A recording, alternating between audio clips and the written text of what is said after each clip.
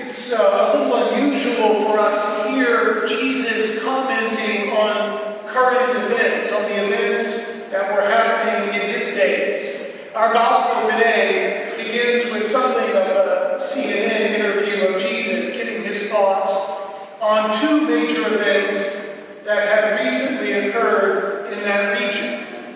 One was essentially an act of terrorism on the part of Pontius Pilate's people who snuck into the temple, murdered a number of pilgrims, and then made off with the temple treasure. The second was the collapse of a tower on the temple near the pool of Siloam that caused the death of 18 people. These are two events that are not unlike events and tragedies that happen in our world today. If there were news cameras back then, certainly they would have been there, shoving their microphones in Jesus' face, trying to get a soundbite for the 6 o'clock news.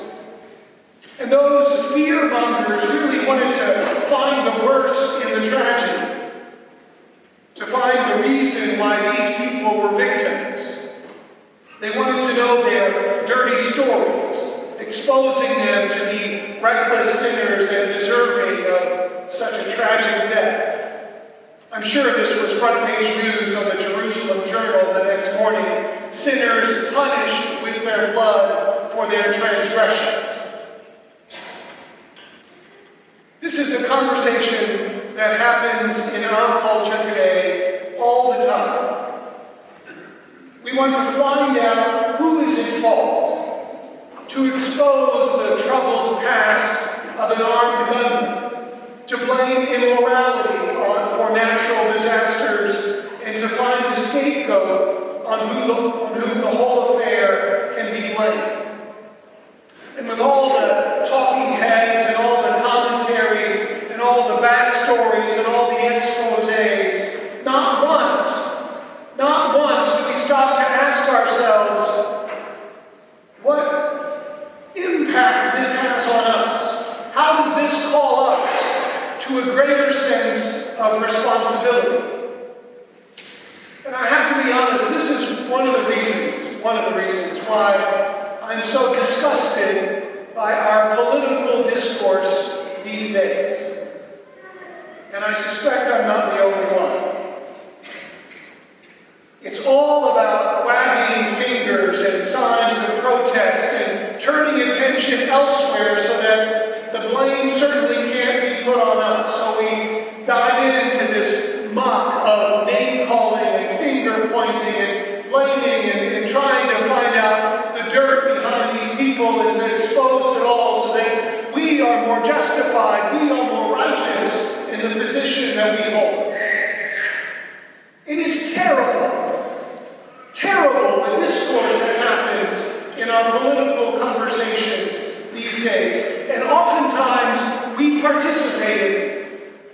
Oftentimes we encourage it by indulging in these ridiculous statements that are made in public discourse today. All so that we can be justified. All so that we can emphasize the fact that it's not our fault that we've gotten into the situation that we are today.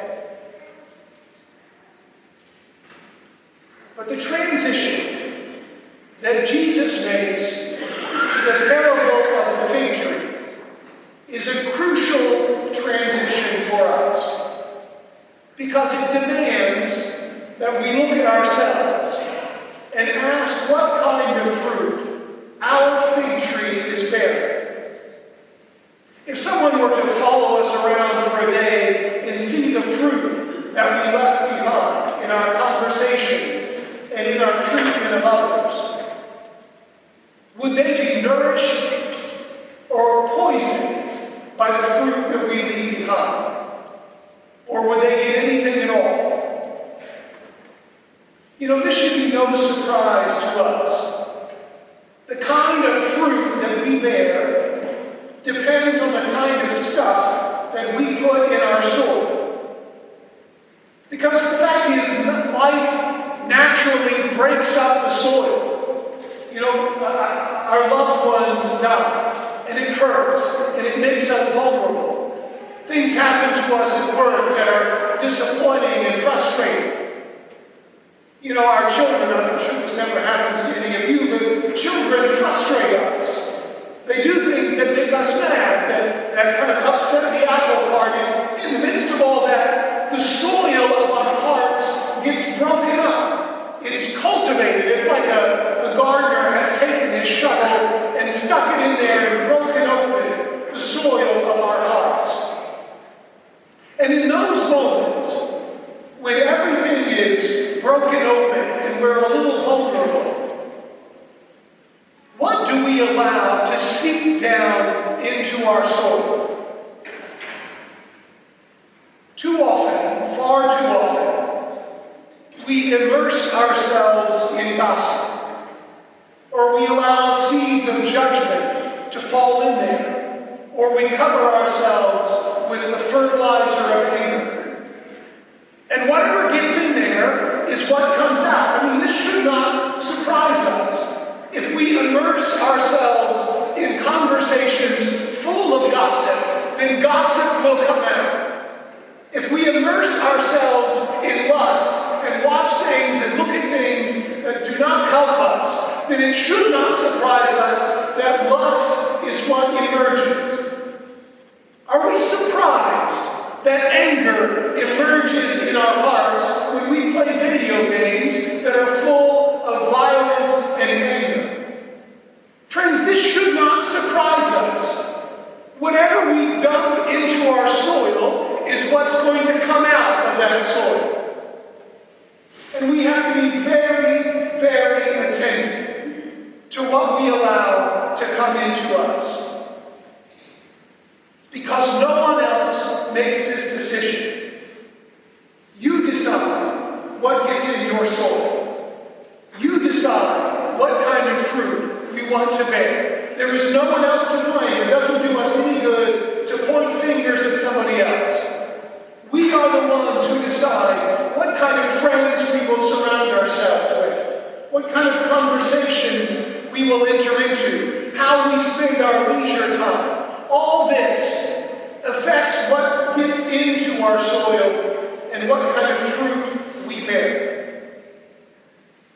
And friends, this is life. We don't get another tree. This is the tree that God has given to us. The circumstances that God allows to happen in our lives are meant to break open the soil so that it can be cultivated and nourished. And sometimes it hurts. Sometimes it hurts when that soil gets roughed up, when it gets turned over. You know, I don't know how your Lent is going so far, but I can tell you that the devil is enjoying this season for me. He's finding a way to get in there to break up some of that stuff, because he knows that this is a season when we want to sow good seed that bears fruit in the resurrection. So don't be surprised if even during Mass the devil is distracting you with thoughts. Don't be surprised if he pulls you into conversations that are not healthy for you. Don't be surprised if he's trying to tempt you to look at things that you shouldn't be looking at. Don't be surprised, because he knows that this is a season of sowing seed. It is a season when our soil gets turned over, when it needs to be cultivated. And this gives us all the more reason to turn to sources of life and holiness that we can plant in our soil, the soil of our hearts. And I just want to emphasize two. First, we have to get rid of the weeds that have been growing in our hearts. And that means that we have to take advantage of the sacrament of reconciliation. If you have not been to reconciliation in a year, and I'm being generous, it's time to go to reconciliation. It's time to pull that stuff out that has been growing there that is not healthy. This isn't a sacrament of punishment or or guilt. It is for you. If you want to be free, if you want to experience greater joy, then go to confession and confess your sins and be free. Secondly, when that soil gets turned up, when life gets in there and breaks those things open, we need to be fed and nourished by the gift of the Eucharist, this food that is freely given, that soaks into the soil and helps us to nourish our roots so that we can bear good fruit. Friends, let's take advantage of this season that the church has given to us. Let's get rid of what shouldn't be in there. Let's stop dumping things on ourselves that don't belong. And let's immerse ourselves in the grace and the love and the mercy of God so that we can bear fruit that nourishes our brothers and sisters.